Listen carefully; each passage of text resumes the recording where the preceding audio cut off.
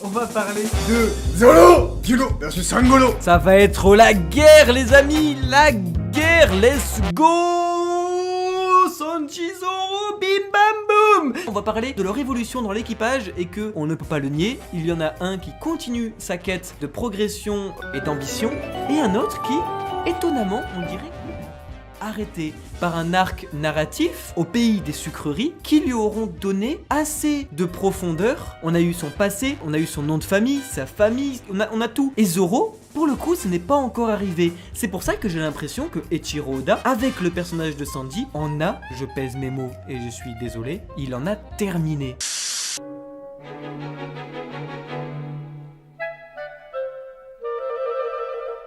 Sanji ou Algeka Island. Je comprends, c'est un argument de taille, mais il est important de préciser qu'on a ici quelqu'un qui va abandonner l'idée d'être un combattant, puisque ça a été trop admis pour beaucoup de lecteurs, et suite à une logique de dualité qui a été mise entre les deux personnages par l'auteur, que Sanji est un très grand combattant, et qui en tout cas va se spécialiser dans le combat dans One Piece. Or, pas du tout, c'est-à-dire que si vous pensez à Zoro, dites-moi c'est quoi le but de Zoro dans l'équipage, si ce n'est d'avoir des biceps. Le gars, désolé, mais si tu vas pas faire des pompes, tu sers à rien dans l'équipage, à rien. Déjà que t'es pas très intelligent, vraiment, si tu fais pas tes petites pompes à côté, t'es inutile. Tandis que Sanji, Whole Cake Island l'aura prouvé par bien des manières, que s'il n'est pas ici avec son petit bento, qu'il prépare judicieusement avec la nourriture de chaque Mugiwara, l'opposition est en train de trembler, de transpirer, on le remarque, ouais. Il est inhérent au Mugiwara. Ça suffit, ça suffit. Je tiens juste à dire, pour défends-toi comme tu peux. Monsieur, des biceps. N'est-ce pas le but premier et l'ambition première d'un personnage plongé dans un shonen neketsu, où le but même du sang dit bouillant est de se surpasser, d'affronter plus fort que lui, et dans cette histoire où absolument tout tourne autour de la puissance, Zoro n'est-il donc pas plus important que Sanji dans l'équipage? Je suis désolé, le personnage principal de l'œuvre en est la preuve, l'intelligence ne suffit pas. Il faut savoir que One Piece n'est pas n'importe quel neketsu, mais ça reste un neketsu.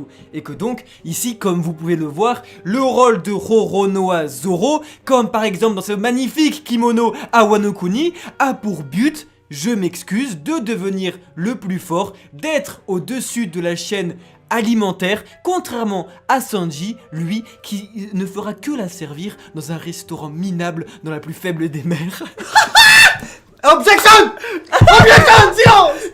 Silence! Vous nous dites ici, dans un premier temps, parler des capacités de chacun. Et qu'est-ce qu'on peut mieux faire que rebondir sur la phrase de Sanji, justement, que je disais à monsieur Manuel Ferrara, qui était, Sanji disait, je ferai ce qu'il ne peut faire et il fera ce dont je suis incapable.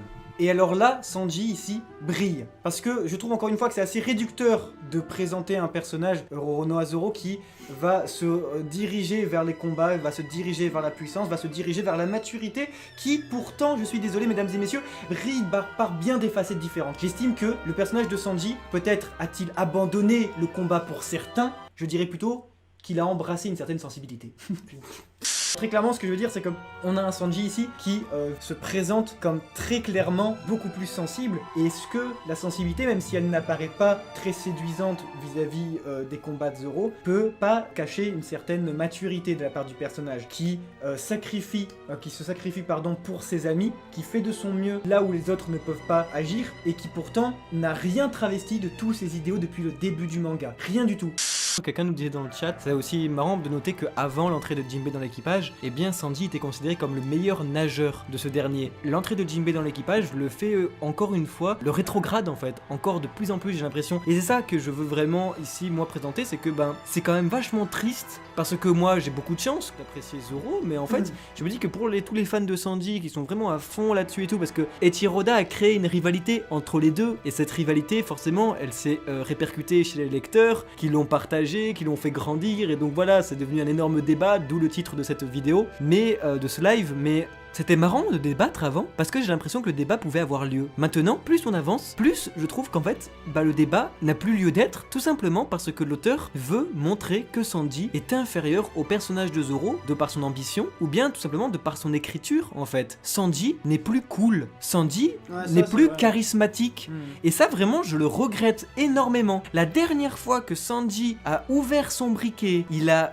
fait une petite cigarette, une punchline et il a cramé un mec badass, bah c'était dans un film ou avant le Nouveau Monde, et en fait alors que Zoro, la dernière fois qu'il a fait une attaque de fou malade, c'était il y a 2 secondes. Tout le temps, tout le temps Zoro est mis en avant, et ça je trouve ça dommage, c'est qu'en fait, mais Sanji il est extrêmement fort. Quand tu le vois, alors que depuis le début du manga, dans sa progression, dans sa continuité, on a Luffy qui fait le numéro 1, Zoro qui fait le numéro 2 et Sanji le numéro 3. Mais ce n'est plus arrivé depuis super longtemps ça. Et je le regrette énormément, et j'aimerais trop aujourd'hui, mais vraiment, même si à Onigashima ça va être difficile tant l'ennemi est extrêmement puissant, mais qu'est-ce que j'aimerais voir un Sanji Vinsmoke qui fait une Diable Jambe et qui se fait un king ou quoi, ou un queen, je ne sais pas, enfin, il pourra pas y arriver tout seul certes, mais qui serve vraiment, en tout cas qui se surpasse. Et Zoro, bien que Zoro a aussi besoin de se surpasser, parce qu'il a pas tout montré, bah il a quand même coupé du Pika, ce qui est un exploit aux yeux des lecteurs. Je suis désolé, on n'avait jamais vu ça dans One Piece. Il a coupé Odi sous l'eau, qui est juste un homme poisson qui a l'avantage, lui le fait sans respirer, en une attaque, en un one shot. Il se bat quand même contre un amiral de la marine, et à chaque fois Sanji, lui, se fait défoncer par Vergo, se fait défoncer par Doflamingo, se fait défoncer par Jack, King. Il y avait ce mouvement là, je suis d'accord, pendant un bon moment, mais je pense qu'il a été complètement remis un petit peu d'actualité. Par exemple, moi c'est ce que j'ai toujours défendu avec Sanji, quand on nous disait Sanji bon il est relou parce que Zoro il fait tous les ennemis, et Sanji depuis le Nouveau Monde il galère. Mais en fait, regardez contre qui se bat Sanji, regardez contre qui se bat Zoro. Je veux dire, merci Pika, merci Odi Jones, merci je sais pas quelle connerie, tandis que Sanji le seul truc qu'il fait c'est relou en fait, c'est se taper contre beaucoup plus fort que lui, et ça c'est cool. C'est à dire que si on avait Doflamingo par exemple, où il arrivait de manière spectaculaire, ce qui est très important, c'est, je trouve, sa remontada très spectaculaire et de très bon goût vis-à-vis de Wano Kuni, parce que si on prend Wano Kuni comme par exemple un début de One Piece, et ben je suis pas certain qu'on puisse dire que Zoro fait franchement mieux en termes de charisme que Sanji. Onigashima, la part belle n'est absolument pas faite à Zoro qui se fait des sbires. Sanji est là et semble monter, en tout cas accompagner son capitaine. Il est le seul et dernier Mugiwara à protéger son capitaine, le garder en force jusqu'au dernier héritage, et aussi sauve Momonosuke, est invisible, arrive en last minute rescue comme un mec super badass, et en plus de ça se fait king. Je veux dire, c'est un méga homme d'action stylé, et il déçoit absolument pas. Est-ce qu'il a été vaincu? Est-ce qu'il a contre King, merci, mais il a assuré. Contre Page One il a assuré, contre Jess Drake il a assuré. Le mec il brille, vraiment assez chouette. Non mais c'est vrai, et par contre pour le coup quelque chose qui lui fait aussi vraiment défaut là-dessus, c'est que là où je trouve qu'il n'est plus cool du tout, c'est que pour le coup, comme tu dis, à Wano Kuni il l'est grâce à une technologie qui en fait de base est une chose qui refoule, enfin qui refuse. C'est l'héritage démoniaque du Germa 66, de sa famille, qu'il refuse d'adopter, et qui pourtant, il y en a tout un drame, tout un fromage qui en est écrit durant l'arc de Whole Cake Island, qui est, je le rappelle, le deuxième arc plus long de One Piece quand même après Dressrosa. Ça a été long, on nous l'a compris, que Sanji il aimait pas son père, qu'il a fui, qu'il avait menacé son vrai père Zef, que c'était horrible, le clonage, c'est pas humain, moi je suis le seul à avoir de l'humanité, ma fratrie elle c'est des robots, et tout et tout. Et pourtant, Sanji maintenant, comme tu le dis, brille sur Onigashima et sur Wano Kuni, mais seulement grâce à une technologie qu'il refusait d'utiliser. Quand est-ce que Sanji est badass et cool sans être au Sabamasque? Zoro, lui, n'a pas eu besoin d'un artifice pour progresser. Surtout pas un artifice qu'il refusait d'utiliser depuis le début. Qu'est-ce que je trouve ça mauvais en termes d'écriture et tellement décevant que de voir Sanji accepter l'héritage de sa famille et dire « Let's go, je suis le troisième, c'est moi Sanji ». Je dirais que le problème il a vraiment été dans l'idée que Sanji accueille aussi bien le Six Black, alors que bon il devait le rejeter comme ça, mais encore une fois ça a été expliqué par l'auteur, c'est tout simplement un inconnu qui doit se camoufler et qui ne doit pas être repéré, et la seule façon au final de ne pas être repéré par l'ennemi, eh bien c'est de ne pas être Sanji. L'utilisation de Steel Black est un sans faute, puisque ici Sanji ne doit pas être Sanji. Cependant plus tard je suis d'accord, et maintenant d'autant plus qu'ils sont repérés, donc on voit Sanji qui a son costume qui est incroyablement stylé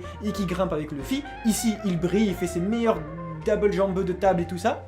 Et ben là c'est du pur Sanji, parce que maintenant ils assument qui ils sont. Luffy il assume qui il est, tout le monde assume, ils ont attaqué Kaido sur Onigashima. Maintenant l'utilisation de Steel Black, je suis d'accord que si elle devait récidiver, ce serait moins intéressant. Mais pour le moment c'est un sans faute.